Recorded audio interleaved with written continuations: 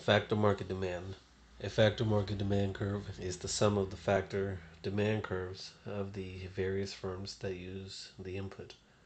Determining a factor demand curve is more difficult than deriving a consumer's market demand for a final good. When horizontally summing the demand curves for individual consumers in Chapter 2, we were concerned with only a single market. Inputs such as labor and capital are used in many output markets, however. Thus, to derive the labor market demand curve, we first determine the labor demand curve for each output market and then sum across output markets to obtain the factor market demand curve. Earlier, we derived the factor demand of a competitive firm that took the output prices given. However, the output market price depends on the factor price. As the factor price falls, each firm taking the original market price as given uses more of the factor to produce the output. This extra production by all the firms in the market causes the market price to fall. As the market price falls, each firm reduces its output and hence its demand for the input. Thus, a fall in an input price causes less of an increase in factor demand than would occur if the market price remained constant, as figure 15.3 illustrates. At the initial output market price of $9 per unit, the competitive firm's labor demand curve, panel A of figure 15.3, is the marginal revenue product of labor, open parentheses, P equals $9, close parentheses, equals $9 multiplied by the marginal product of labor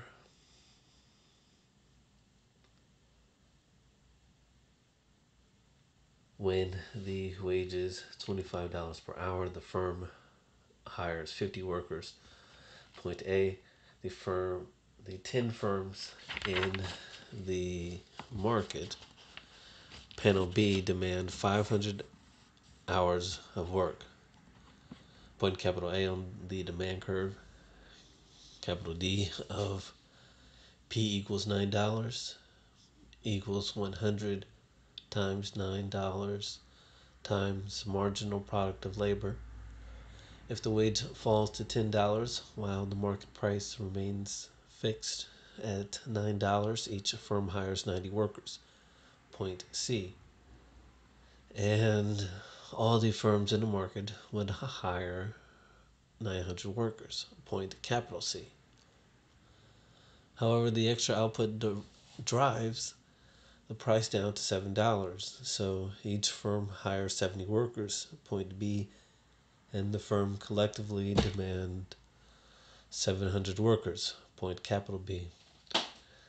The market labor demand curve for this output market that accounts for price adjustments, capital D, open parentheses, price varies, close parentheses, goes through points capital A and capital B. Thus, the market demand for labor is steeper than it would be if output prices were fixed. Figure 15.3, firm and market demand for labor. When the output price is P equals $9, the individual competitive firm's labor demand curve is marginal revenue product of labor, open parentheses, P equals $9, close parentheses. If W wage equals $25 per hour, the firm hires 50 workers. Point A in panel A. And the 10 firms in the market demand 500 workers. Point capital A on the labor demand curve, capital D, open parentheses, P equals $9, close parentheses, in panel B. When wage falls to $10, each firm would hire 90 workers. Point C, if the market price stayed fixed at $9. The extra output, however, drives the price down to $7. So each firm hires 70 workers. Point B, the market's demand for labor that takes price adjustments into account, capital D, open parentheses, price varies, close parentheses, goes through point capital A and capital B.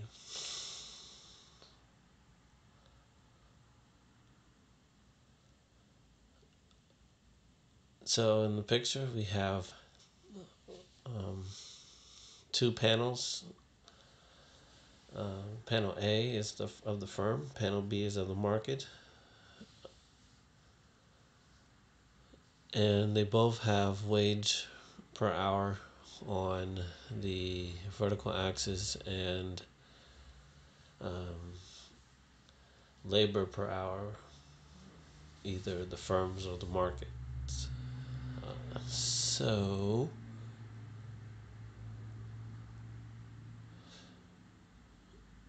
the market has a dark line that intersects the two demand curves. There are two demand curves given when the price is $7 and when the price is $9. Study this graph is interesting.